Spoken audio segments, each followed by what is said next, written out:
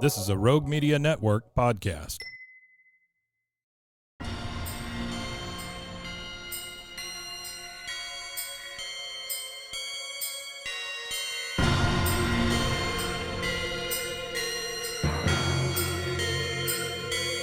BooBaes.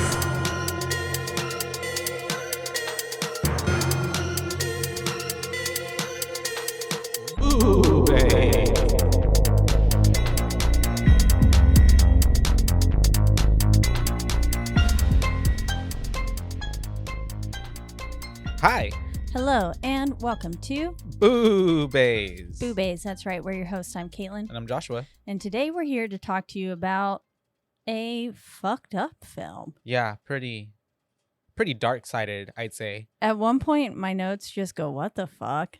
It's really... What am I watching? Yeah, especially like because some sequences don't even feel like they're real, or like I'm like, what's happening? Well, I'm like, how did we get fully here? expected it to just be black mold, and then she killed all the police officers Like, who she just came went to crazy. help her. Mhm. Yeah, and that's what happened. Like, and thinking that's what happened to her dad too. That could have been an explanation as well. Yeah. Uh-huh. I was, because once the black mold, like there was that scene where the black mold like started literally growing on the Mhm. walls, and you could see it like overtaking it. I was like, oh shit, she hallucinated all of this and then just killed a bunch of police officers. Yeah. But that's I not can what see that. happened. Because especially like I was like, it's almost like hallucinations, most of the time. Yeah. So it's like she definitely they seems were, like she like, could be. Ghosts and Yeah. stuff.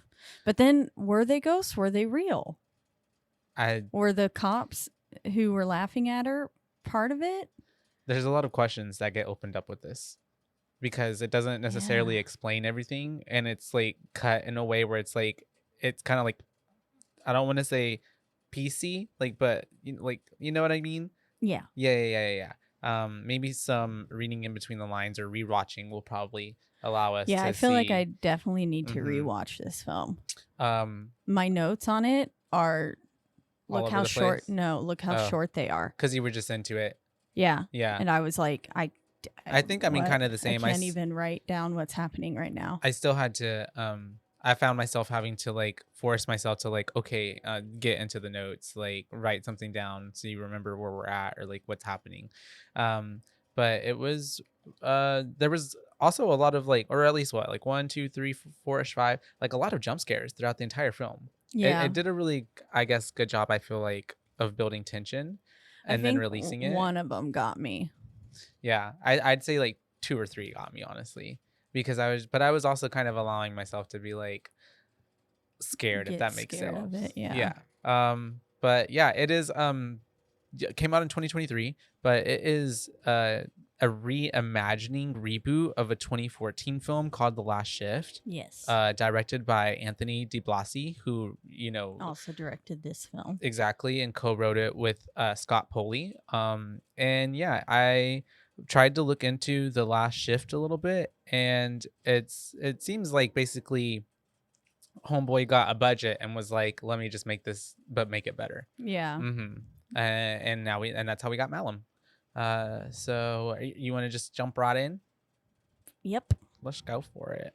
We start off with like a song that we hear throughout the entire movie over and over and over again.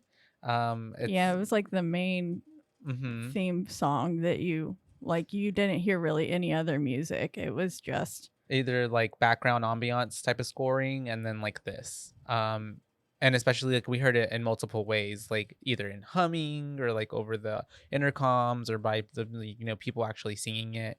And we are at the Langford Police Department station thing, and we instantly see this like footage of, it looks like the Game of Thrones chair. Like yeah. a throne. Yeah, it definitely was a throne. Yeah. I suppose fit for the king of the herald demons, of whatever, harbinger of the damned is what he was called. Yeah. And the something of Baron, the Temple of Baron, or something like that. There was a lot at some point, because they're also like praising the low god, and I thought this dude was the low god, but then at the end they're like, no, this demon is just, I guess, his lieutenant or something, or the right hand man. of the low I'm god, really whoever not that is. sure There was a what lot of stuff happened that there. wasn't explained all the way, but we're basically watching all this footage of a ritual going on. We see some pretty sadistic stuff on the footage. It's very like found footage. Yes, Mhm. I thought it was gonna be an found footage film at first, and Like I the was whole like, time. woohoo! Your favorite? It Yeah, definitely interjects and cuts into it a lot of times, yes, but it is not a found footage film. no, and I wanted to try to find the lyrics to the song, but I can't find it because it kept playing over and over again, but I didn't write it down. I didn't either. But it basically is like saying something about like like pray to the temple of the low god, and like in his arms we are safe and stuff, and his blood is washed us clean. It sounded like a It's normal religious like song. a praise and worship song, but Yeah. to their deity. Yes. Yeah. And it was just a very, and of course every time they sung it, it was a creepy rendition and not like Sounding very much like a child's happy-go-lucky rhyme. yeah, like what a are they little called? nursery rhyme. There you go. And yeah, we get that, and then we get with the captain. It like transitions really quickly to the captain. Captain, what was his last name? Lauren, right? Yeah, and his first name was Will. And so he basically they're in a locker room. He's with the other male cops. They're, I guess, getting off of their shifts, and you can already tell like there's something going on in his mind. He's having some affliction happening, and he opens up his locker and everybody starts clapping because we see that he basically saved the 3 girls that were in the ritualistic video thing that we saw playing at the beginning of the film. And so we get a little glimpse of that in the foreshadowing because we see the name of the cult leader with his like face, like someone burned it with a little lighter or something. Yeah, or shot through it with a bullet. Possibly. It did have scorched edges. Yeah. So who knows? But and so it was a perfect circle. Malum, was the last guy, John Malum, right? Yeah, John Malum. And so the captain at this point is basically not taking the what's the word? Not praise, but like when people are like recognition, they're like, trying to recognize him for it. And then one of the other cops is like, just take the win because you basically saved these girls, even though the captain feels like he didn't. But there's also, we find out he's got some obvious guilt over not saving the 4th girl and thinking that he could have saved her had only he called it in sooner. Yeah, Becky. And so he feels bad. Betty, my bad. Betty, yeah. I was like, I don't remember her name. So Betty, yeah, her spirit ends up getting in the piggy, and so that's whenever the other cops leave, they head out for the night. Even going back, just like right when we opened up to him, we got him sitting there like in a daze, just kind of chanting some words, and it was, I think, the song that he was mouthing the words to ever so slightly. Yeah. And so it was like he had become kind of a part of it. And so clearly something's off. He's not in his right state of mind. And that's even more apparent when we go into the next scene, which is where we're in the shooting range, right? Yeah, the shooting range. And this one guy cop is talking to another lady cop. And I guess they had some like sexual intercourse or something, and homeboy couldn't get it up, and he was trying to explain himself, but that's what they all say. Yeah. He had too much that to never drink. happens before. That's never happened to me before, bitch. Yes, it has. He had whiskey dick. Yep. And so then as she's talking to him, she like, we don't see, but she has a perspective and being like, oh my god, no, and her head gets blown off, and then it happened so fast. Yeah, like her head was just gone, and I was like, bam. Oh shit. And then we see the captain, Loren, with the shotgun, and then the other officer starts begging for him to not do it, and he gets killed. And then we get very abruptly a title card that says Malum. And then we get the captain back. He's sitting down in a holding cell, and he's got a dead guy next to him, and he's got a shotgun on him, and he's what does he say? He starts saying something. He Is it the says, song or yeah, I think he's saying something about the song. yeah, And then he says, "Tell Jessica and Diane I'm sorry. and it Tell just them I'm so sorry." And blows then, his brains out. yep, he does Boom. exactly that. Yeah, he unalives himself, and then we get a quick 1 year later Yep. time skip. And we're with Jessica. Mm-hmm. And She's getting ready for her first shift. yeah, On duty. and it was pretty apparent to me that this was his daughter. Mm-hmm. Like, they didn't tell us her name yet, Yeah, and I don't think I remember them saying the captain's last name at first either. So No. like reading her badge wouldn't have helped, but I don't know. For some reason I was like, okay, this is probably Jessica. yeah, And it was. And Mhm. yeah, she's getting ready for her first shift, and she's kind of the whole film she recites the cop's like, oath kind of thing. Or? yeah, I don't something know. like that. It's like the rule book or something. Mm-hmm. And Police officer's rule book, that- handbook, or something like yeah, handbook. that. Mm-hmm. And she's sitting there reciting that, and she tends to kind of do that throughout the whole film, but then at some point it becomes more about, it's more like the song, right?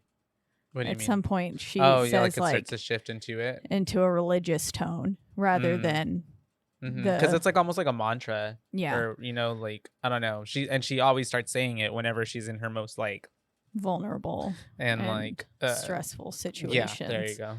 Yeah, and then she, at one point, she says like in the eyes before God or something like that too, which could be in the police handbook.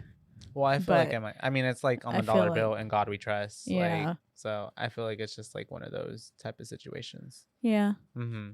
I like to think that she's going into, like, she's becoming part of the religion. Like of the cult. Yeah. Oh, okay, gotcha. I mean, she was basically her whole. I mean, what's the word?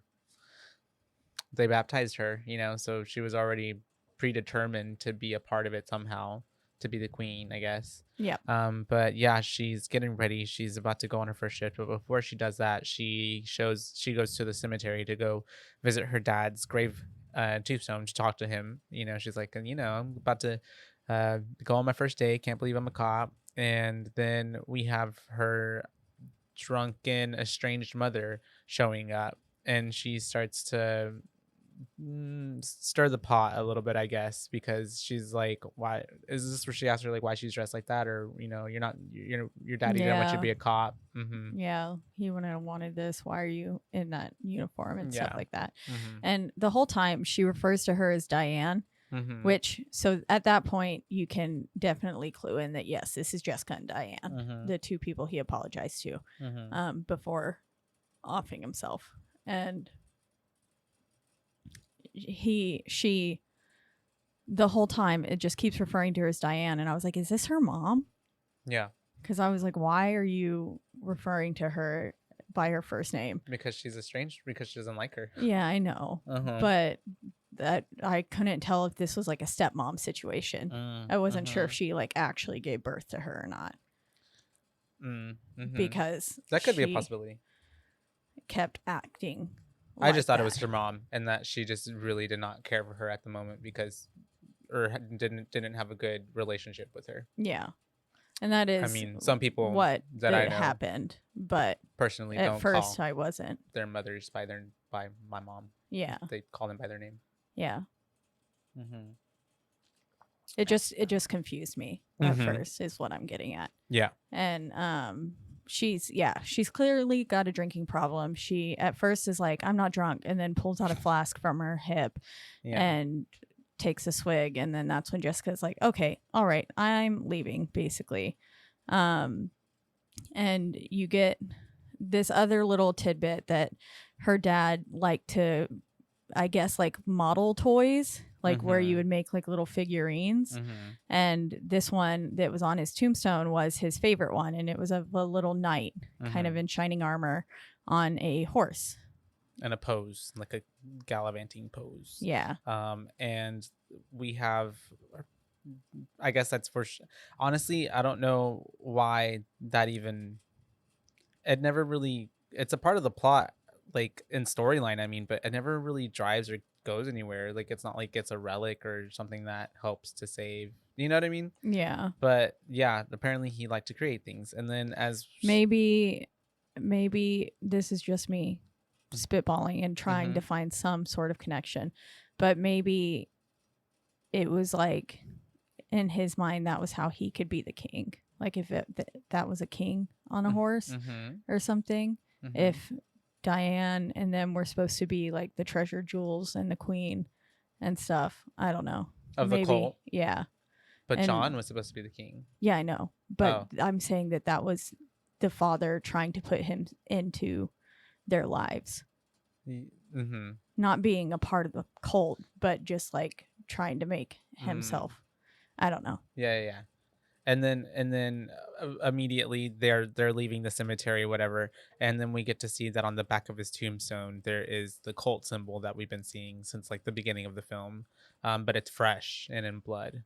Yeah, and it's like the symbol's like a pentagram of sorts that has a longer like a tail on it at the end. Yeah, it looks like a little chin. And it's or like a goat head. Yeah, I can see that. Yeah. Or if you look at it the other way, it's like a shooting star with like the with the little tail. And so Jessica is now working. She's driving, or I guess she's kind of patrolling. I don't know. She's just driving, and she's trying to get to the decommissioned station, the old police station, which she does get to. And we do see that on the way there, though, there's the cult sign on like a building. There are people who are getting arrested on the steps of what seems to be a church or a building, who are like looking and smiling all weird and chanting the song that we saw at the beginning. So we're kind of getting a glimpse. I think it was the new police station. Okay, is that what it was? Because they said, didn't you see them on the steps of our station on the phone call? That might be what at it one was, of them. Then. That's so, probably what it was. I think it was the police station. And yeah, there's all of these people. There's a group of them sitting there singing. One of them was making intense eye contact with her, not letting up the whole time. And she is looking at this person in return and almost hits two individuals in the road who then they say, "Watch it, piggy." They refer to cops as pigs. The whole movie. So that is, I'm just going to use their vernacular. Yeah. We don't agree with any of the opinions or of the film. Yeah. But she's like, "Watch out, little piggy," and then they throw a little baby piggy's head chopped off. That was like, so sad. Onto the windshield. And then at first I thought it was like an anatomically correct heart. That's what I thought too. It looked like one. It did. And then they picked it up and I was like, "Oh my god, it's a baby pig head." And it was fresh. And she just grabs it with her bare hand and just chunks it. And she's like, also ew. Like, yeah, I was like, why would she just grab it with her bare hand? I would have turned been my something in the car, or like, the windshield wipers on and launched it off. But then I guess that would have, like, the guts would have went everywhere. Yeah. Or the blood, at least. And I don't know if I mean, it already had a nice big blood spatter on it on her windshield. From when it hit. Yeah. So it's true. Just use your windshield wiper fluid. I feel like, is blood easy to get off like that? I feel like blood is probably thick. Not. It's too thick. Viscous. I don't know. Viscous, yeah. And so on the never killed anyone. After all of that happening, we have her then getting to the police station, the old one, and that's whenever she gets there, and it looks super run down. It looks like, I mean, it's only been a year since the last. We saw that they were there, with her captain dad, but it seems like it's been let go, like, and run down really bad for more than a year, and nobody's there. Because it was like it's like decaying almost. But maybe also that's probably the evil entity, I don't know, or whatever taking over, I don't know, but it looked really bad. And obviously no one's there, and she's trying to go, and like she's like, hello, and nobody's speaking up to her, and then she ends up hearing someone like yelling, and we hear like the sound of a ball bouncing around, and so she goes to investigate, and she sees that at the end of a long hallway there's this cop who like is pissed off, yelling at something, and kicking a basketball around, yelling "fuck you." yeah. And so she ends up he sees her and he's like, "Who were you?" And she's like, I just, how long you been here? And she's like, "I just walked in. I'm supposed to be working here." And he's like, "Turn around." And she ends up turning around. She tries to walk off, but he's like, "Stop." And he goes up to her and he's pretty much an asshole to her. He's like, "I said turn around, not walk away." And his whole role in this movie is asshole. Yeah, just to be an asshole. That's pretty much it. He walks her to the office, right? I guess that's what it looks like. I don't know.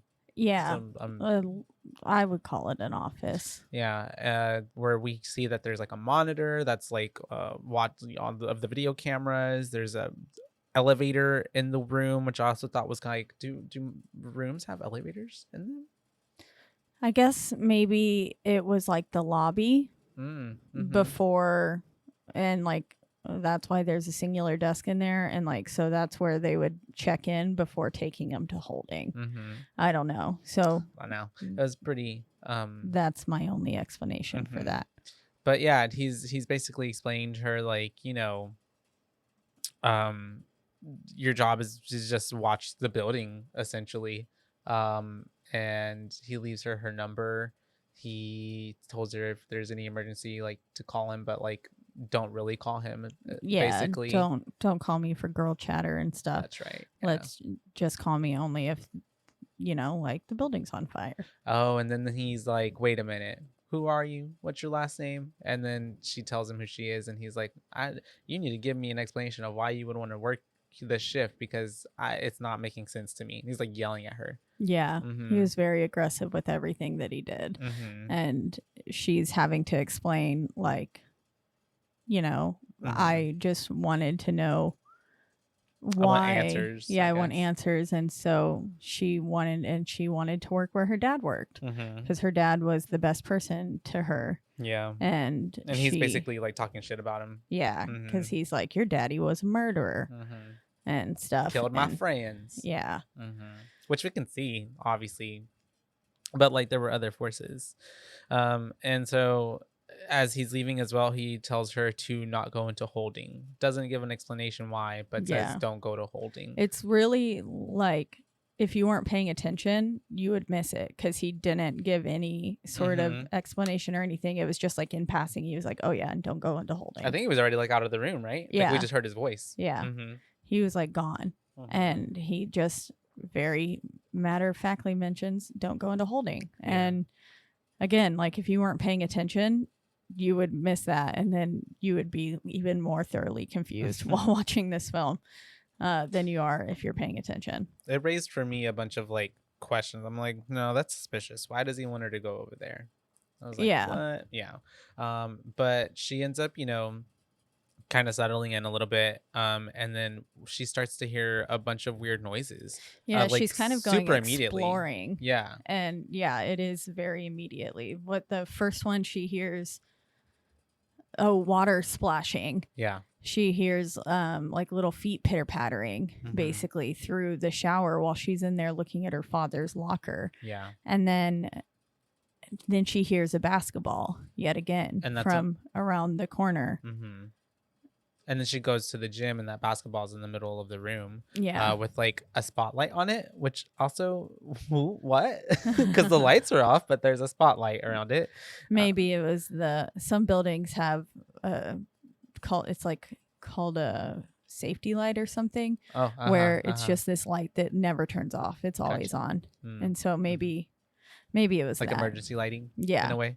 And so as she's looking at this ball, and for whatever reason she decides not to immediately turn the lights on, she's in this dark ass gym, and across the way, because there's a door open, we see a silhouette of a man standing in the doorway, in the door frame. She quickly runs to go turn on the light, but as she turns back around, the figure is nobody's there, which honestly, even if it wasn't, and it could have very well been a real person, maybe, I don't know, that was plenty of time for them to just like, whoop, I'm gonna dip out. Yeah. By the time it took her to turn the light on back to, yeah, especially if they're being stealthy and stuff, trying to fuck with her.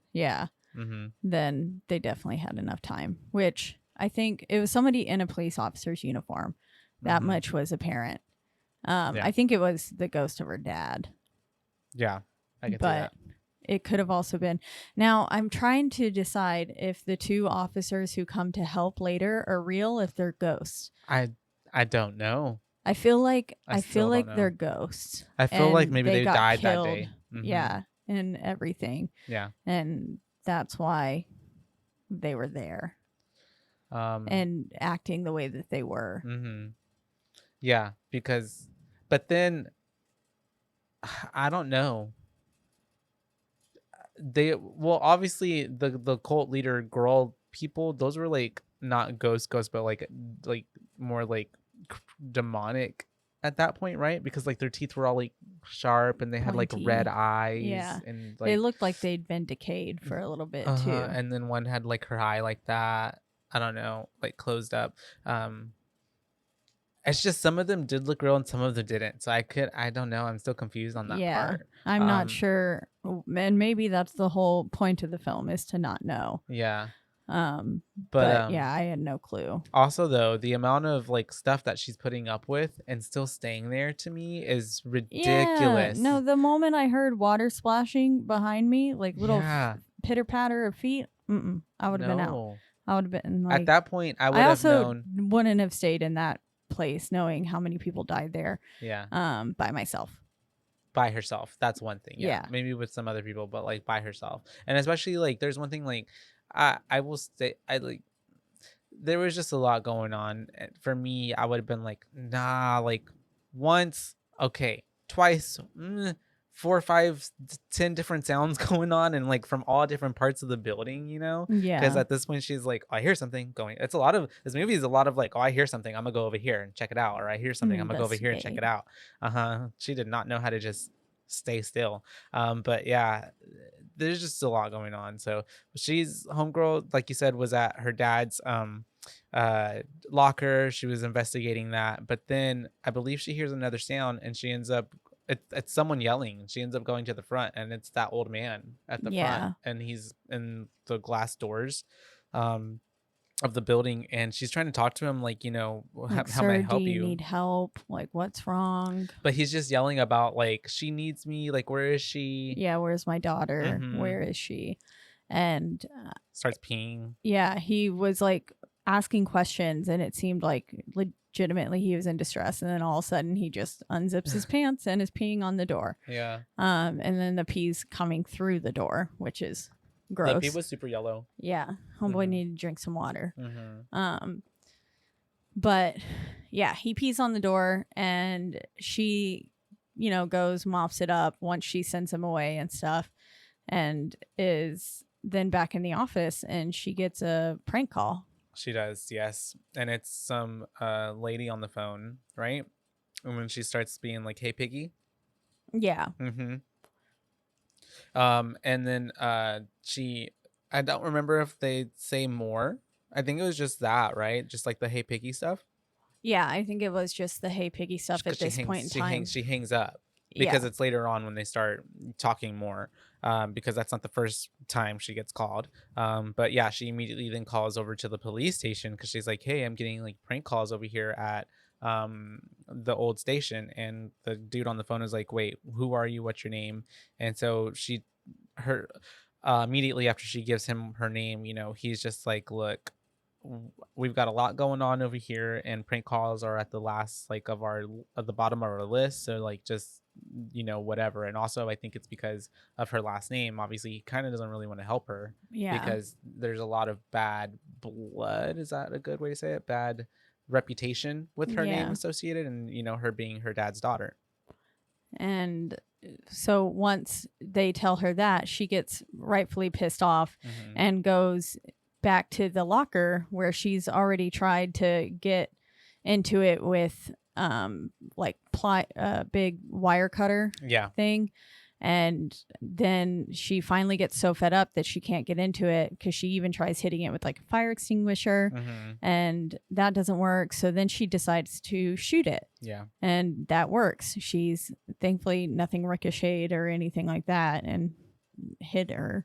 But she gets in, and she sees the only thing that's left. And I was like, why did they lock up this locker with the lock, with it to just like Be what empty. they only knowingly could see was just a crumpled up piece of newspaper Yeah. saying that he same one saved the from the three beginning. girls. Yeah, same Mhm. one from the beginning.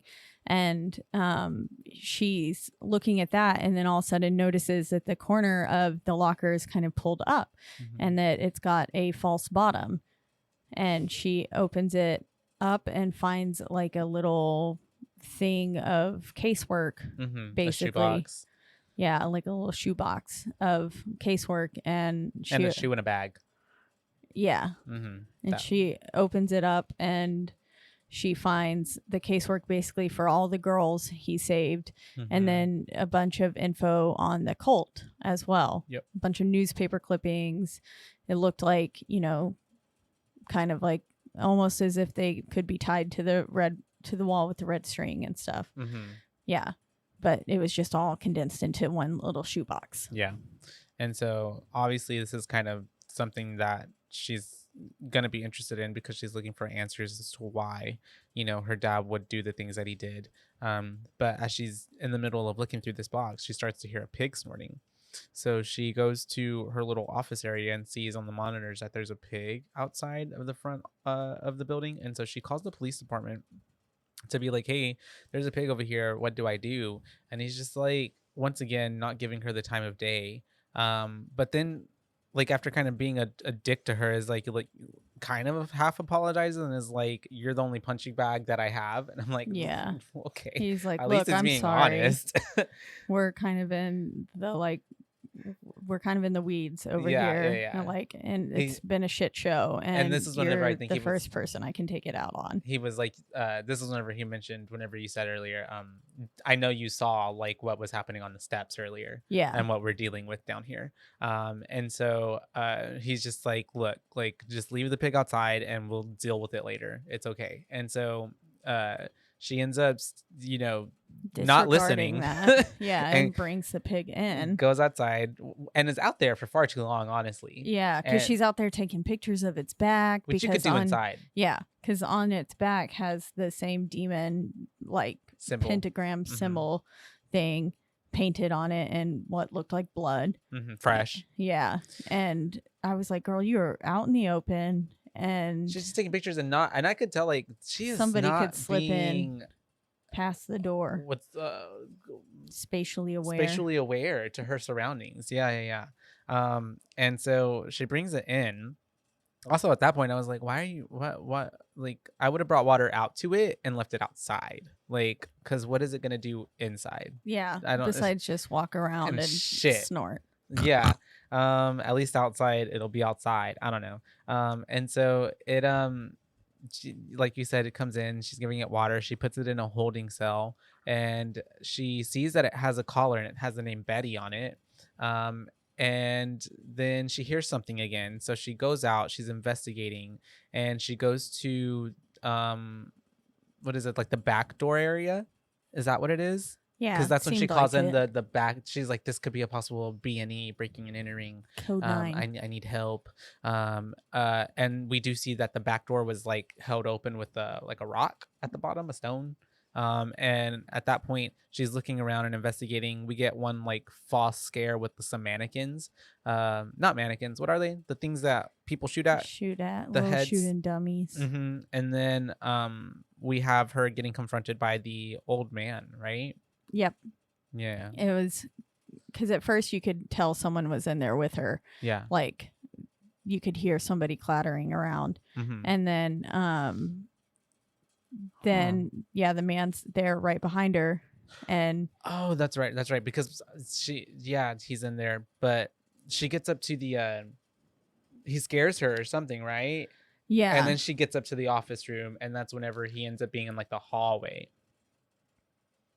Am I wrong? That's later on, isn't That's it? later. Ah, okay, yeah. But you're right. she does go back up to the lobby office room, and she's in there, and he is also in there, and he's just kind of turned around muttering, holding the bag. He had found the box. That's right. And he's holding the shoe. He was throwing all that shit. Yeah. And he was holding the shoe in the box and in the bag, I mean. And then he like turns around and is like, where is she? Yeah. Kind of. And at this point she's like, oh my God, because at first she had her gun, right? But then she was had her like, hand on her holster, and then let me get the taser. She was like, yeah, let me do this instead. And Mm-hmm. she tases him. Tases him right to the ground, and he goes down, and then she tells him to turn over, get on his stomach, and put his hands behind his back. Yeah. And she handcuffs him. And then she gets him up and walks him to a holding cell. And the whole time he's like being, responsive and not really like he's following orders. But then the moment they get to the holding cell door, he's like, no, I won't go in. It was like a dog who's afraid to go into a room. Yeah. Of something. But then at that point he starts to say like, she's here. She's here. She's here. And so that he's screaming it. She's trying to drag him in. And this is also too where I'm just like, why would she? What?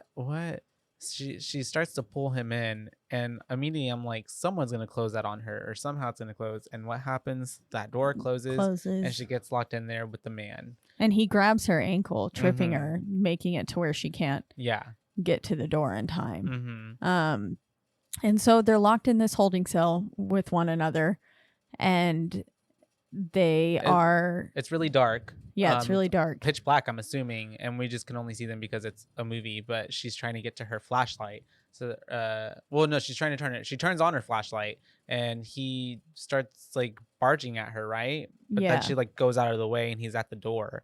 And she, in the like scare of it all, drops her flashlight on the floor. And that's whenever she's looking for it, but someone picks it up and is in the corner, and she's like, can you please give me back my flashlight, sir? But then the flashlight starts panning around the room, and then she sees that the old man is in the corner. Yeah. And at that point, I was like, oh, that's so scary. No, yeah, that was terrifying. That was a very unsettling moment. I was like, oh God, who else is in here? That is so scary. I would be terrified. And then she immediately turns around and starts like banging on the door, right? And she's like, oh my God. Yeah, she's like, get me out of here. Yeah. And the voice that's holding the flashlight says something along the lines of still here. Yeah. Still here. And she is like freaking out, not really listening to the voice, I'm sure, because she just wants out. And she recognizes the voice as her dad's, right? Yeah, I think so. Because then she's like, Dad? And then the flashlight drops and rolls to her. And she picks it up, and no one's in the corner. And which no one could have escaped in that amount of time. So, and because the old man is still on the floor as well, like in the corner, kind of curled up. And then I thought someone was literally going to come from behind her and open the door or something. So I was totally expecting that. So when what happens, I jumped. When the bodies fell. Some bodies like that were hung, like just come and drop right in front of her, and freaks her out. And so, but then at the same time, the door opens behind her, so she's able to escape out of the door and closes it behind her. But yeah, that one got me. It was pretty spooky. That one didn't get me, but it still, because you were expecting something, right? Yeah, I was expecting something too. I just was expecting it from behind. From the opposite way. Yeah. And so when it came from a front, I was like, oh my God, yeah. I like jumped. Like actually, maybe I wasn't expecting it, and that's why it didn't get me. Because I feel like I get it whenever you're expecting something. Yeah. Because then I'm like on edge already, and then it happens, and I'm like, oh God, damn it. So yeah, exactly.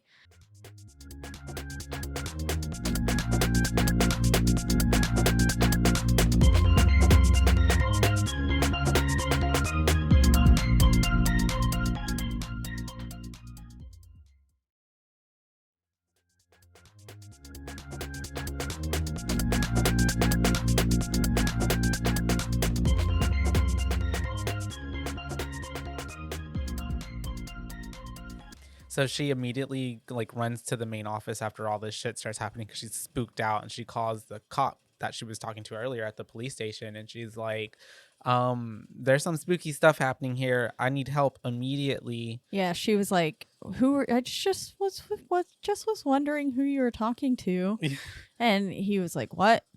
And he was like, you woke me up in the middle of the night for this. And she was like, I just want to know if you've ever seen anything that wasn't there. Yeah. And he was like, you went into holding, didn't you? Yeah. Which I was like, and this is where we get the explanation of like, there's black mold in there. You're probably hallucinating. yeah. Yeah. And he's like, can you just shut the fuck up and do your job? Which is pretty, like, he's just an asshole. And Yeah. then He's poor like, thing, do you need me to come down there and hold your hand, or are you going to shut the fuck up and do your job? and she was like, it. I will do my job. And he goes, and she goes, and I will shut the fuck up. Gives And her I was like, military. damn. I don't know. Yeah. But she ends up picking up some of the files off of the ground, and she finds a USB underneath one of the pages. And so she goes to get her laptop, which also the fact that she can literally walk out and leave, but yet she chooses to stay here and gets the laptop and goes right back into the fucking building. Like, Yeah. After I saw 3 bodies drop from the ceiling, yeah, I would have been like, nope, nope, nope, nope, nope, nope, nope. Yeah. I'm getting the fuck out of here. Like, absolutely fuck not. It drove me so wild that she, like, I was like, wait a minute. She can just, because for This some whole reason time. at that point, it already feels to me like she can't leave. She's locked in here. But like she could have very well left at any point. But at this, up until, Yep. Right. But she goes out there to get that laptop. But at the same time, she sees this lady getting kicked and thrown out of a car, a moving vehicle with, like, her stuff. And she is a lady of the night. And so she is obviously, what's her name? Jessica is like, hey, are you okay? Like, and the lady's just kind of looking at her. So we then cut to them being inside in that lobby area, and she's talking to her. She's cleaning her up. And even the lady is like, this must be your first time, huh? Your first night. And first shift, sorry. Yeah, the fact that she said first shift in general, I was like, that's hella like too accurate. Yeah, because I would have just been like, are you a rookie? New with this, yeah. Yeah, because that's the like common vernacular. But to be like, this is your very first shift. Yeah, it's just odd. And she tries to explain it by being like, no someone, seasoned cop would help me like this, like clean me up. Yeah. And so she's talking to her, and already off the bat, this lady seems like there might be something wrong with her. But then she starts to, as she's talking to her, it looks like she sees something behind Jessica. Oh yeah, because she was already talking about, like, the cult and what had happened in the police station before, and how people hung themselves here. Basically, she was divulging a bunch of information, and that the public didn't know, I guess. Yeah, cops like buried under wraps. Put it under wraps, yeah. And so then all of a sudden she sees something again behind her, but this time she's much more terrified, and she starts muttering something along the lines of like, I won't say anymore. I won't say anything else. I said too much. Yeah. And starts just screaming and pushes her chair away from the table and stuff. And then she like comes to and is like, sorry, I got a little distant there. Or what did she say? I think that is what there's something like that. There's something like with she zoned out. Yeah. Yeah. It was something like that. And so she ends up being even more cryptic with Jessica. And I think she starts to then be like, she starts to recite like, whatchamacallit, the song again. Like we praise the low God and all this and all that. And then Jessica's like, okay, you need to get the fuck out. Like, you need to leave. And she yells at her to get out, which she does. And I honestly thought like this chick is gonna have to come back in this movie at some point, but no, this was like her. This was her only thing. This was her only thing. And as she stands up too, she started her period in the chair and was like, "You got a tampon I can have?" She's like, "I can't go and do my business with my guts falling out." Yeah. And Jessica's just like, get out of here. So gross. Fucking weirdo. Yeah. Before all this happened too, whenever she was picking up the things, we were trying to remember what it was called earlier, and it's called the Temple Baron, which is also known as the Harbinger of the Damned. We got that tidbit of information when she was looking through the files and then finds the USB. So she does that. But then, so once the woman leaves, she's in there and she gets another prank call. But this time they're intensified, basically. It's longer. The people are more direct. Like they're actually talking. Yeah. They're not just saying like, here, piggy kind of thing. They're like, like actually having a conversation. And kind of, don't they like is this where they like call her by her name or by the fact that she's the Will's captain's daughter? It might be. Yeah. I think so. Because they're also like, I think she's like, is this where she's like, if you hang up on me, don't you hang up on me again or I'll hurt her or something like that.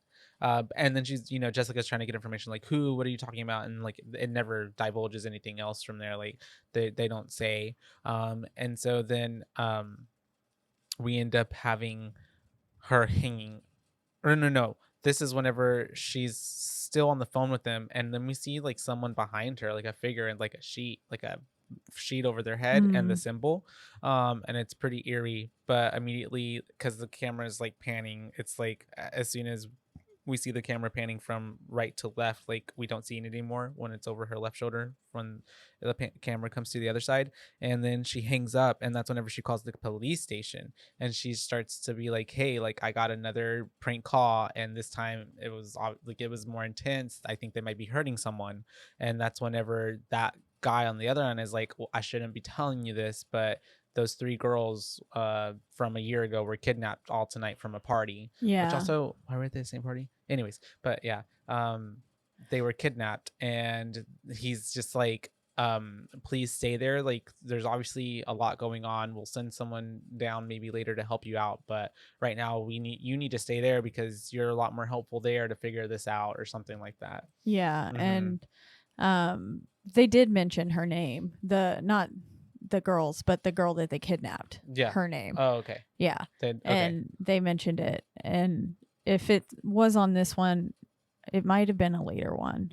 But whenever he says, that's why he tells her. Okay. It was because he was like, because she mentions it, right? And then he's like, yo, you know what, they are missing. He's like, I shouldn't tell you this, but then anyway, she decides to, since she has to sit down anyways and just stay there, she decides to watch the footage that's on the USB. And we basically get to see this horrible tragedy unfold, where we saw the 4th girl get bludgeoned to death, and she don't even look like people anymore. I was like, oh god. And then they showed it, and I was like, god damn it, not your favorite. Yeah. But also, Carl calling it out earlier, this is kind of like the beginning of it. Practical effects in this movie were really good, really ate it up. Yeah. And so we had her watching that, and then obviously, and it's the way also too, she's kind of just watching this like I was like, she doesn't have enough of a like reaction for me, like, and throughout the whole movie, whenever like spooky stuff is going on, and she's just kind of like, okay, whatever. Like, there's not enough of like, there's some really crazy stuff happening. What the fuck is going on here? This is fucked up. And then after watching some of this footage, that's whenever her mom calls, right? Yes, I think so. Her mom calls, and then the footage is still playing in the background because it won't go to pause, and that's whenever her mom and her are kind of talking, and then her mom hears it in the background, and she's like, turn that shit off. And whenever Jessica is going back to try to turn it off, the people who are in the footage, it's almost breaking the 4th wall. Like, she's like entranced in it. And then like they look at her and start speaking to her. They're like, Jessica. And then she ends up they touch hands, don't they? No, that's later. My bad. Later. Yeah. But at this point she ends up the footage becomes of her. That's right. Yeah. The footage was them breaking the 4th wall, like you said. And then all of a sudden it flashes and she's in the video. It's like someone watching her from behind. Yeah. From the window behind her is filming her. And so she turns around. There's no one there. But then she watches herself on the video, but is not actually doing it, get up and then slam the box on the ground. And, she then goes up, she looks over the desks, sees that the box is indeed there. And so she goes, looks in it, and then finds this paper, one of the papers from the shooting range. And on it in blue lettering, it says still here. Yeah. Which is what we heard whispered earlier by what we can assume is her father. Yeah. And she ends up going to the shooting room, practice range little thing area, and she goes in. She notices that one of the dummies, shooting dummies, has a news clipping article pinned on it. So she goes down and goes all the way down into the area where, you know, those little pieces of paper go all the way to the back and you do shoot, the practice area, and grabs it. And as she's over there, what are those things called? The papers that move all the way back. Is there a name? Do you know? No, I have no clue. They I just start called coming. him. I put, oh, all the papers are coming towards her. Yeah, they're going sent back. And I'm like, also too, like at that point, I don't know, man. It's a scary movie, but like the fact that you're going into an area where it's meant for bullets to come shooting in that area, I was like, she's about to get shot. Like, Yeah, I thought she was about to get shot too. or And I bullets was were going to like, be hurling towards her. you yeah. know? And I was like, girl, you need to get out of there now. Yeah. I was like, you are going to die. Especially when she comes and it's like right in front of her and she's right behind the target, and it Yeah. has like the pentagram with the demon. blood again, you know, whatever smeared on it, the symbol. But immediately after she's like looking at that, I think this is when we get a jump scare again by the demon. Yes. Mm-hmm. This is This not one the got one you? that got me. No. Okay. This one It's- got me too. This one did. Now, it did make me be like, that's fucking creepy. Yeah. Like, but the one that got me was when the girl pops up next to the desk Oh, okay. Yeah. with her bludgeoned face. Gotcha. Yeah. Open. It almost looked like a flower. Betty. Yeah. Uh-huh. Yeah, The when fourth it was girl. Betty Uh-huh. and she popped up, that got me. I I was know like, what you mean. no. Yeah.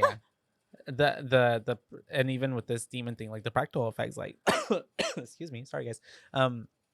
You can really see, like, I mean, this was not CGI or anything. It was like a person in like a whole costuming and makeup and everything, and like they look scary as fuck. They did. They Uh-huh. were terrifying. Yeah. Like their bloodied kind of red lips that were showing through. Yeah, through the sheet again, or what is Pillowcase. it? Pillowcase. Yeah. Mm-hmm. Yeah. And their like little beady eyes that were showing through and stuff too. It Mhm. was just like, ugh. The contacts, like the fake teeth and the blood, the sharp teeth. It was all pretty satisfying and terrifying. And so she ends up running terrified and spooked to the main room again, the lobby area, and she calls the police again, and she's like, hey, like there's someone in here with me. I'm freaking out. Like I need help. I think this is the part actually where he's like, I need you to stay there. Like just calm down. But whenever she gets off the phone, the elevator dings. And the song started playing over her speaker That's true. on her like Shoulder. her little walkie-talkie Mhm. shoulder thing. And then it And then starts over the playing over intercom. the loudspeaker. Yeah. And yeah, then the elevator dings. But nothing ever comes of it. Because you think Doesn't something's gonna open, but then from behind her, a ball gets thrown. Yeah, at the wall. basketball gets thrown. And Mhm. that one almost got me. Yeah, Yeah, because that one was just such a like audible out of nowhere. scare. Yeah, Yeah, that came out of nowhere that I was like, God. and it's funny too because it was just like just to fuck with us and her, because nothing even like, because then we just cut to her then watching the interrogation of her dad. She sits down and she's like, okay, I'll just watch more footage. Yep. Yeah. Well, again, remarkably chill. I would have been. Yeah. I would have taken that ball Like, flying at my head as I'm under threat. attack. Yeah. Yes, uh-huh. I need to get out of here. And also just leaving the ball. Like I would have like got that ball and like, you're going in the storage closet. You're gonna stay in here. Like I don't know. Yeah. Like, let's eliminate the ball. How about that? And so she ends up watching more footage of her dad now interrogating whatchamacallit, John Malum. I keep wanting to call it Malum. Malum is how I thought this. That's what I thought so too. I thought it was called. And then Malum. watching it, I'm like, okay, they keep saying Malum. Mhm, Yeah, because mhm, I told some people, I was like, yeah, we're going to be covering Malum next. mhm. And people were like, what the fuck is that? And I was like, I don't know, but it's called Malum. Yeah. And then I was like, Malum, and then I spelled it out for one of my friends, and they were like, Malum. Yeah. And I was like, it could be Malum. Yeah. And then I was also calling while it Malum, listening. but now when I'm watching the movie, I was like, okay, I'm everybody's glad I'm saying not Malum. alone though. Yeah, no, I got Malum as well. Yeah, it gave Malum. I don't know why. I think it's just like the 5 like letters, and like it. My mind doesn't go it goes I don't Mhm. know. But yeah. Well, good. Glad we You're not the weren't only one. alone in that. Yeah. And so I even with Robert, I was like, oh, we're gonna be watching Malum, and he's like, what? And I was like, this one, and he was like, Malum, and I was like, No. Don't judge him, Robbie. Yeah. I did it too. Yeah. And so she ends up watching the interrogation with the dad and John Malum there. And so at the same time as like it's probably like a good minute and a half of footage, and we just kind of see them going back and forth a little bit, and John is being super cryptic and super like cult leaderish, and we see that towards the end of that video the captain stands up abruptly and it looks like he sees something, and so she ends up replaying the footage over and over again to see if she sees something, even clicks I think like a different camera angle, and we see that he saw like a demon figure like over the shoulder of John in the like reflection of the glass. Yeah. It almost looked like a triceratops to me. I could see that. I was getting like minotaur, like centaur thing. Or what's that one movie that came out recently with it was like, which one? It reminded me of like an 80s horror film with that like alien creature that comes and just wants to kill people, but these two kids found it. It was like a horror comedy. Oh, I don't know if I watched that. Oh shit, I forgot what it was called. I'll have to look it up later and then let y'all know. But I don't know. It reminded me of the way. Right? No, okay. Gorman, Psycho Gorman. I've not heard of that at all. It looked like Gorman, like Goreman, like Gorman, or like gore, and then it's all like, is it 3 words or 2 words? How do you spell psycho? PH SYCHO. I think no, just PS. My bad, just PS. PS. Yeah, I couldn't. YCHO. Gorman. Yeah, Psycho Gorman. Is it like Foreman? Like it's a PG horror movie, but for some reason it looked like. Is it like Goosebumps? It has a 92% on Rotten Tomatoes. It was actually really good. Where'd you see this at, or what was it? I watched it with my friend Caleb back in the day, whenever it came out. But look, didn't it kind of look like him? Oh, yeah, I see what you mean. Like he kind of looks like an orc. Yeah, orc from the Lord of the Rings. Orc. But yeah, orc. That's what it kind of reminded me of. It's actually a really good movie. You should watch it. Psycho Gorman. It's PG. It gives goosebumps. Yeah, it's cute. A heartwarming and heart-ripping family classic. Anyways, all y'all should go watch Psycho Gorman. And so she ends up after this. She starts to have a vision of sorts, or like ends up having like an outer body experience, out of time experience, if that makes sense. Because even in my notes, I'm like, what the hell is happening? Yeah.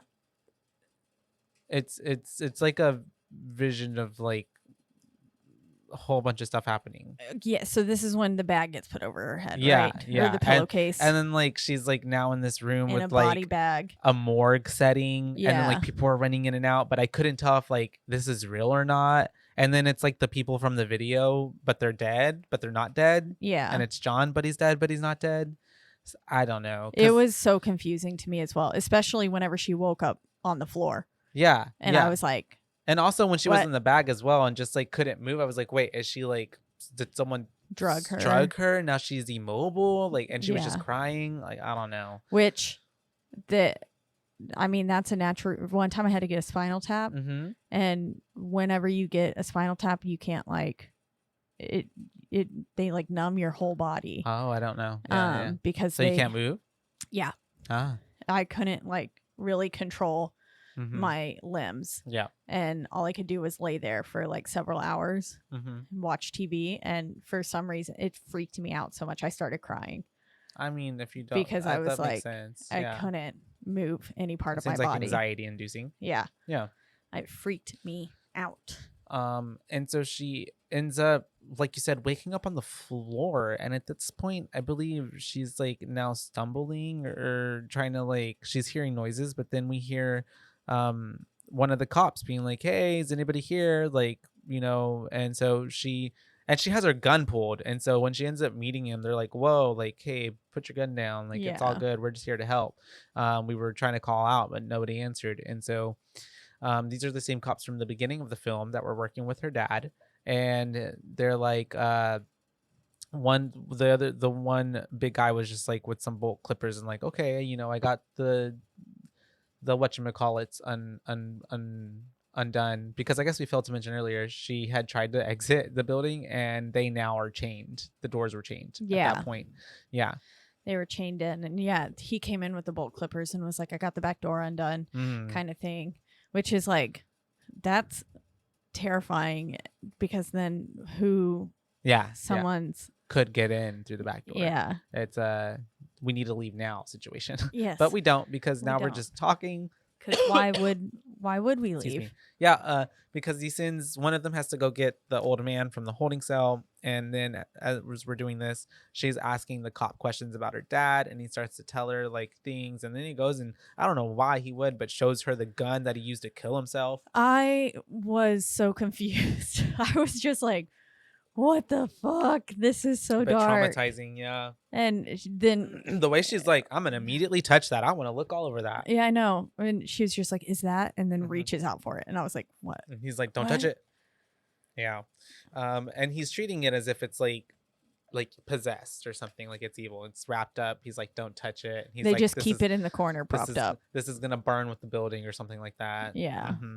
And so then at this point, after showing her the gun, she ends up walking with him a little bit more. Or no, immediately he comes back whenever he puts the gun back, and his face is like all bashed in, like blown off. Yeah. Looks like he took a shotgun to the face. So I'm assuming, yes, he was murdered whenever his dad went crazy. A ghost, yeah. And so she like freaks out and is running away. And it seems like it's another vision or something like that happening, but then she like comes to and she's watching more of the videos. And this is whenever we get to see that she was like baptized as a baby in John's blood. Yeah. And is one of them. One of them, and will forever be one of them. And like then he turns around and the camera pans to her mother, Diane, when she was Diane. Yeah. When she was Diana. When she was, is it Diane or Diana? I don't even remember. I think it's Diane. Diane, you're right, my bad. And then we see that she was a part of the cult. And so we're kind of getting more and more info. And we see that her mom is like talking to her as a baby, and then like puts her hand out and they start touching hands to the monitor.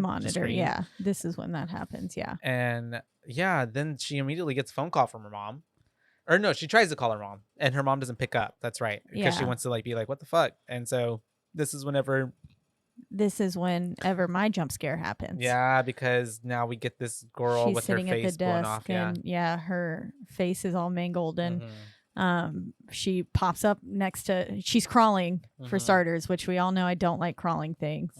And so she's like crawling because her leg is also eaten off by the pig. Yeah.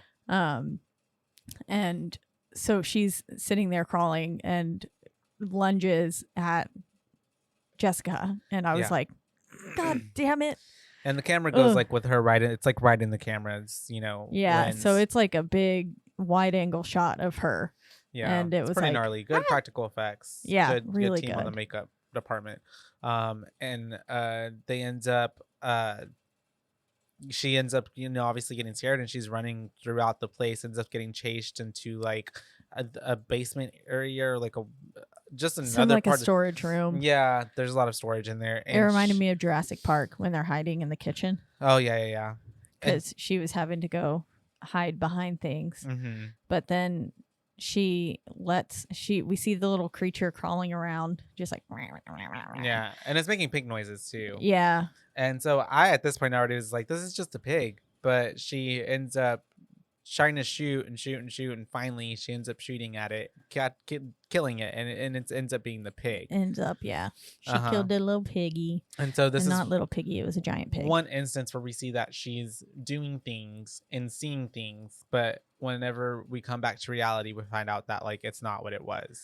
That's why I really thought she was gonna have killed all the police officers who tried to come help her, thinking it was the fake or bad people. Yeah. And I can see why. And I almost wish it would have gone with that route for this, like, because since they tied in this bit right here, I feel like it would have been a more explainable route. But I also do like not knowing what the fuck is going on. Yeah. So and then having like basically not so happy ending. And so she ends up running all the way to the gym, and that's when she runs into a lady in the gym, and she's holding another girl at gunpoint, and she's spewing all this like, we need blood for the ritual, and the animals only give so much, but a human like just keeps. Now that gives a lot of power. Yeah, and so, and at this point, because that lady who has the other girl at gunpoint is like, put your gun back in your holster, or I'll shoot. And at this point, Diana's shown up. Oh yeah, that's right. She did show up. Diane showed up, and she was like, and she I'm told here her to help. wait. Yeah. In the lobby office room. But Diane doesn't. Diane immediately leaves. Yeah.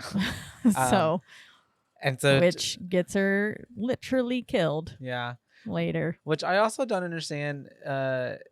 Coming back to the lady in the gym, why Jessica doesn't just immediately kill her when she has another a civilian, someone else at gunpoint. It would have just been like, just shoot her. Yeah, you already had the gun aimed. Yeah, just shoot her. There's intent already. But anyways, she puts it in her holster, and then that poor girl gets killed.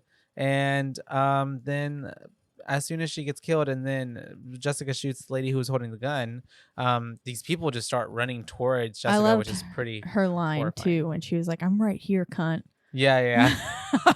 That's right. And then like shoots her. Bam. I was like, damn, that's a good line. Very one-liner. Yeah. And so she's getting chased out of the gym by these people, and she ends up closing the door just in time behind her to keep them in there. But as she's going to look for her mom, she ends up getting a phone call in the lobby area. And this time, as she thinks that it's the police officer that's been helping her the whole time, it starts to talk to her and like reference her like specifically and be like saying, I forget cryptic shit, but saying like, you were always meant to be my, like, you were always made to be one of us. You were like baptized in my blood and stuff. So you realize she's talking to John. Yeah. And so and then we get a pan to the phone. It was never fucking plugged into any line. It was like cut. It was severed. And so at this point, I even write in my notes, I was like, I can't tell what's real or fake. Like, I don't even know what's going on. I had no clue what was happening. But she ends up, this is whenever the old man, the hobo from the beginning, who I guess is Betty's dad, ends up walking into the hallway behind the lobby. And she goes in there and she's like, hey, like, what's going on? And he ends up, walking towards her or something like that, and I think this is where she ends up shooting him. No, this is, and he falls on top of her. Yeah, and it's pretty fucking wild because we saw him go into the room earlier where he was about to leave, and we saw him go into the room, and you hear him go, Betty, she's right here, and walks into the room. Oh, that's right. And then the pig comes out a while later with blood dripping from its mouth. And then we see him walking around with no foot. It's just a stump. It just like gnawed it raw. Yeah. And like ate the foot bones. So it was just like the femur. Right? Is this your femur? It was just like, I don't know what that is, but I think it is your shin bone. Yeah. It was pretty just, gnarly. Yeah, that little. And even then, just like whittled down to like a little, like.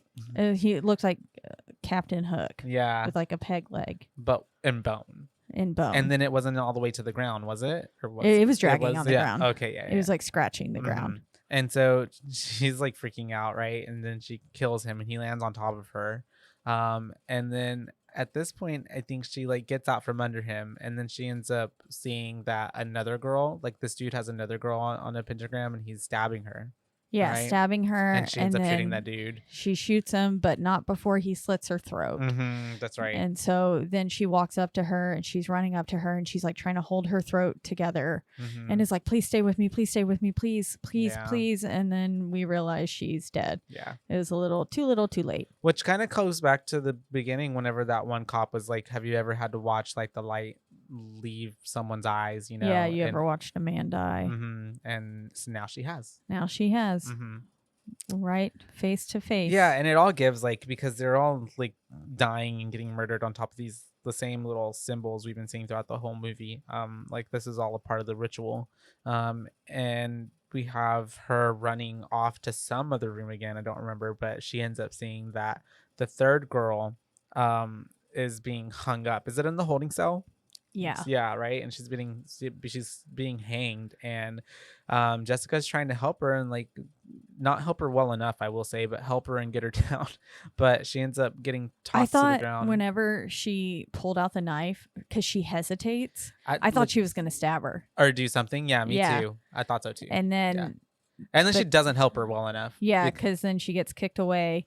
Yeah. And this rope, this scene is so sick. Yeah. This rope starts tightening. The girl was able to slip her fingers underneath the rope, and the rope starts tightening, and you can see it like break her fingers and then against her cut 'em throat. clean off. And then cut them clean off, and then cut her head just clean off. Right off. And her eyeball, her eyeball like, plops popping. out. It like, like those little Bulging out. jelly toys Mhm. that you squeeze, and you squeeze it really hard, and the Yeah. little fishies are in it and stuff.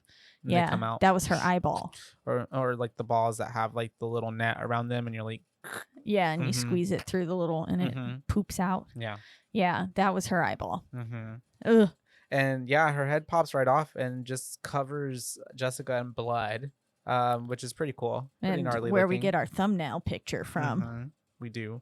And then for the rest of the movie, she's got this blood all over her, but I'm assuming that was kind of like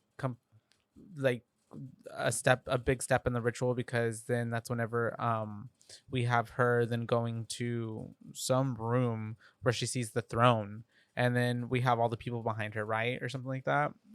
This is where my notes say what the fuck is happening. Yeah, because it's kind of all over the place. Because then I have it like, is she one of us? Someone's on the throne. It's I thought She it was goes Malum, but it is Malum. It's John Malum. Yeah, it was Diane at first. Yeah, And then it ends up being John. Yeah. But she ends up getting her dad's shotgun too. Oh, that's Comes right. in, starts like blowing everyone's heads off. that's true. And Got very lethal weapon. yeah, and she's like, any noise that she hears, she shoots at. Mm-hmm. And Not very good aim. Yeah.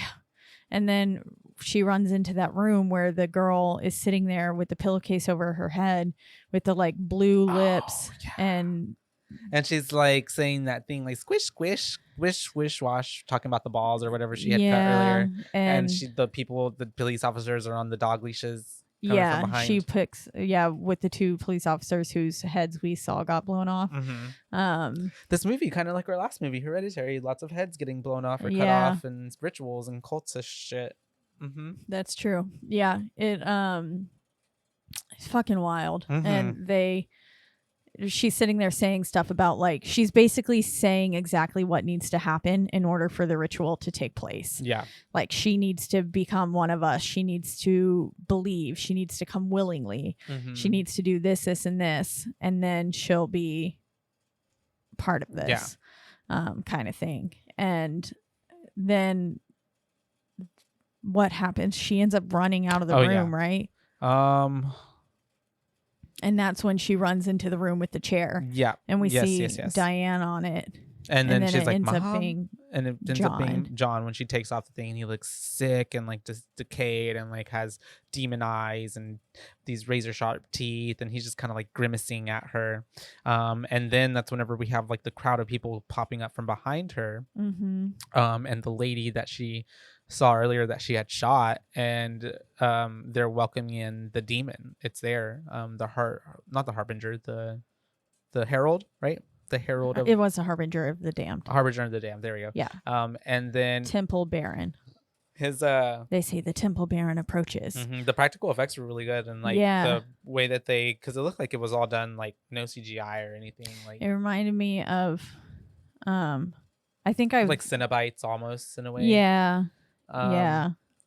And there's some other movie that it kind of reminds me of, but I don't know the name because I've never seen it. I just know that I know like the images of it. It reminds me of her from Doctor Who. Yeah, I see what you mean. I think I've brought her up before. Yeah, I see it. Moisturize especially me, Lady Cassandra. The starfish face looking situation going on with just lips and eyes. And she ends up, I think at this point she's shooting at the demon, and nothing's really working. And then we end up, I guess, coming to reality. I don't know if it's reality or not or what it is, but she ends up shooting her mom. Like it's her mom that she's shooting. Yeah, because she escapes from the weird temple Baron because he takes Oh, his mask off and it like goes on her like very alien face like a hugger. starfish, yeah, and just like wraps on her face, and then she's all of a sudden in the hallway, and then another demon approaches her and is there. The one from earlier, wasn't it? Like the one that was in that scared her in that the dark area, the storage room. I think so. Or maybe it was a different demon. That demon showed up in the one that showed up in the shooting range. That one showed up in the room whenever the Temple Baron came out. This one was a different looking demon, I think. Yeah. But you're probably right, because at this point all those demons are like getting mixed up. They're starting to blur together. Yeah. He showed up and she ends up shooting this demon, and then all of a sudden comes to and realizes she shot Diane. Yeah. Instead, like, oh my god. So she's really seeing things that aren't actually there, and then all the like ghosts people or real people, I don't know, like start cheering and clapping and like sadistically like laughing and mocking her. Basically, it was really disturbing the way that they were laughing and stuff. They did a really good job with them. Their faces and the actors looked really crazy, deranged, and their laughs did too. And so she's like kind of freaking out, and then she starts just reciting her like cop's oath thing that she's been saying throughout the whole movie. And this is the one that changes into something of God at the end. And then she just blows her head off. She laughs and then puts the gun to her head and pulls the trigger, unalives herself, and she collapses to the ground, and everyone is still there, like clapping, cheering. And then we get cutting to then the thrones, and there's Malum, I guess, and then her on the other throne, dead, slouched over. And we pan out, and then we get her like breathing, and the movie ends. Yep, and that was it. I almost wish it would have ended with whenever the interview with John was happening, or like it showed the interview with John again at the end and was reciting some more words. And he was like, mark my words, like I will come back. And I will come back. I wish it would have rolled black screen right there. I can see that. Yeah. I think that would have been really cool. And then they could have made, I don't see why they need to make a second one, but they could have. No, I see what you mean. Yeah. Or it almost really, it could have just left it there too, and I would have been fine with it. Him saying that and on the video, it gave very like mic drop. Yeah, like, exactly. Boom. I did what I said what I said, and I did it. Bam. Yeah, because everybody's dead. But that is Malum. 2023's Malum. I even did it like Malum. I mixed them. Malum. Melon. Oh, Malum would make sense because it'd be like alum with a min, a M on it. Malum. I like that. Malum. Oh well. Malum. Let's dip into it. For half of this movie being like, what the fuck is happening? I don't know what's happening. It's like throughout the whole movie too, I was like, I can't tell if this is good or bad, but like I'm still liking it. Like, because there were so many instances where I'm like, I'm genuinely like kind of like disturbed or scared, or all the jump scares, and then like it kept like just kind of building and building. I think that the practical effects were just amazing. I think that there was a lot of good stuff going on there, and I mean, there's obviously a lot of stuff that like rationally and realistically, I'm like, there's no way that someone in their right mind would stay through all of this, or like would be like enduring, even if you had like some sort of like, I need to find out what happened to my father. Like, I think it would have. I'm sorry, I don't.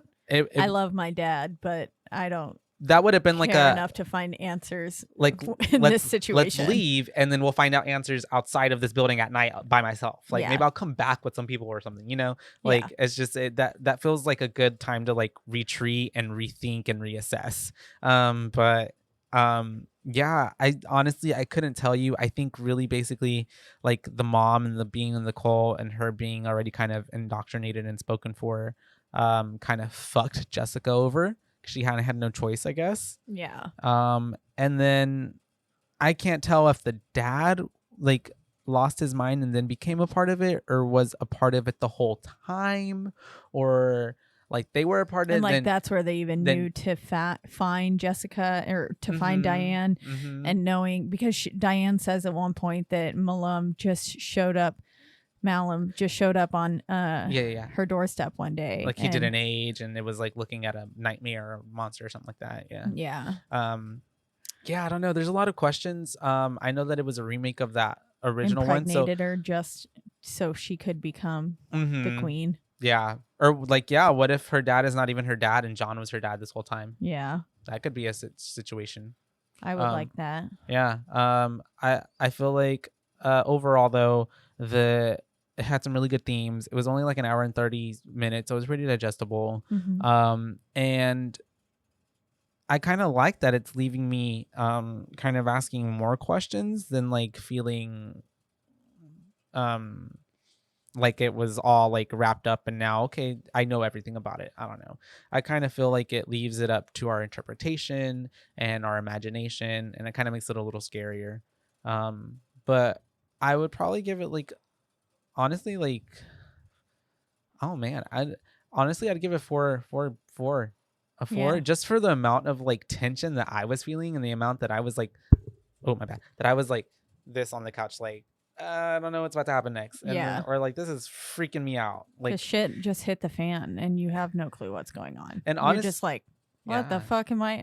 I'm just here for the ride. Yeah. I have no clue what's going on anymore. And honestly, those, like, even like you said, the Betty, the was attacking her, like the makeup and all that department, like it was really scary. Like these like people, demon things, and then like the actual demon at the end, like they were genuinely spooky. Yeah. Like I could at least totally see that in my nightmares, like freaking me out. Yeah. For sure. I agree. I'd give it a 4. I was like, whenever I got done watching it, I was like, I'm giving this movie a 5. I really liked it, but I think I'm going to give it a 4.5. Gotcha. Just because of the storyline and some we have too many questions. Yeah. Like it's almost like a little bit of questions is good, but then too many questions. Yeah. It's like, what the fuck is happening? But overall, it was a really... And her lack of reaction, like you said. Yeah. It's kind of pissing me off at times. Yeah. I'm like, girl, are you dumb? Yeah. Are you actually stupid? Let's get out of here. I think it was overall shot really well. It had really cool, like, camera angles and stuff like that were intriguing, and the storyline is just like a big what the fuck is going on, which I like, and I like cults, and yeah, it's pretty interesting. Thought it was super interesting to watch, and it just left me having a lot of questions, but I still am a big fan of it. Yeah, for some reason I was just watching it and I was like, I really enjoy this. Yeah, and I think would want to watch it again.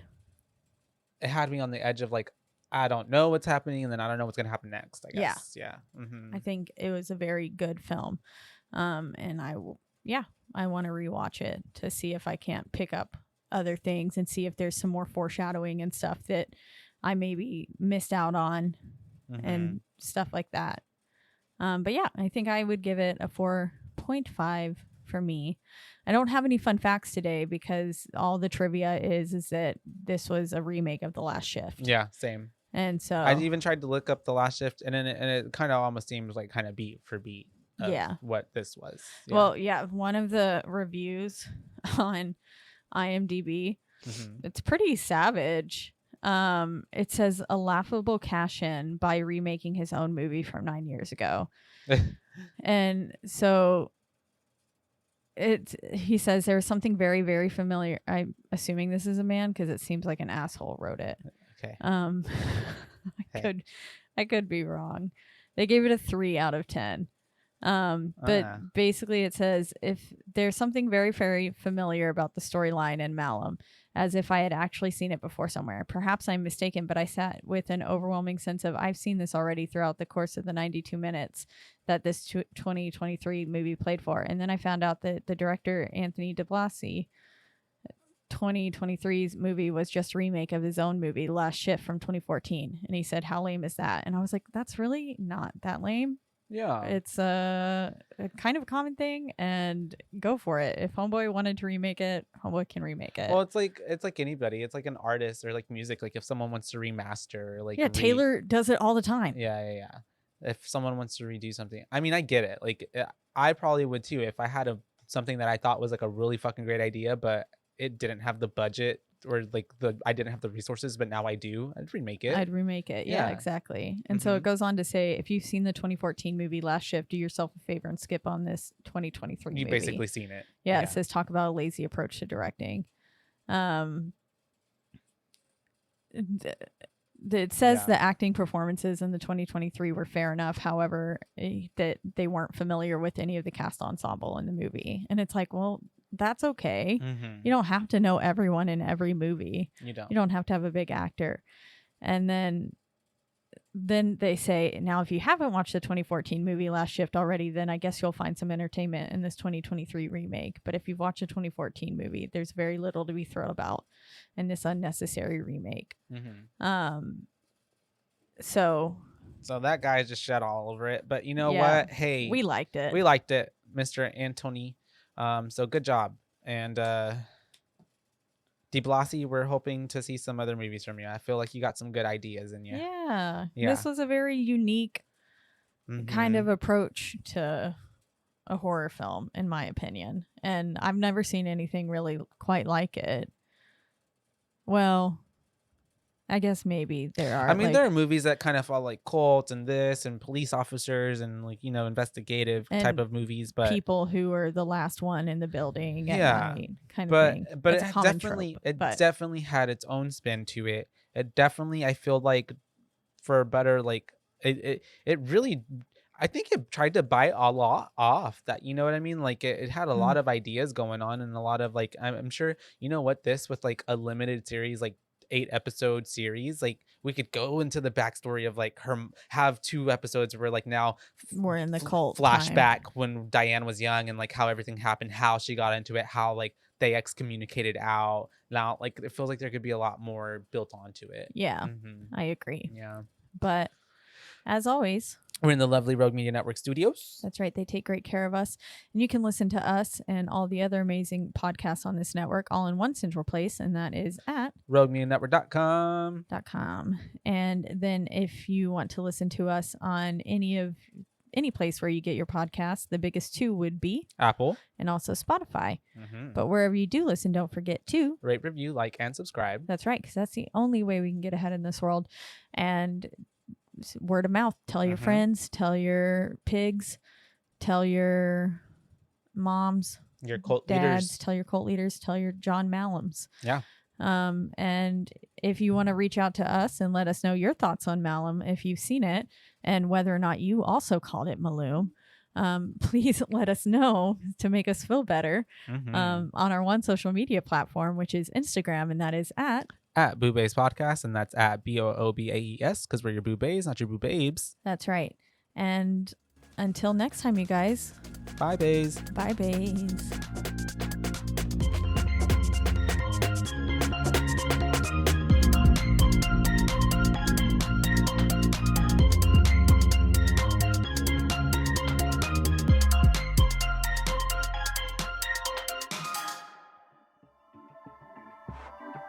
This has been a Rogue Media Network production.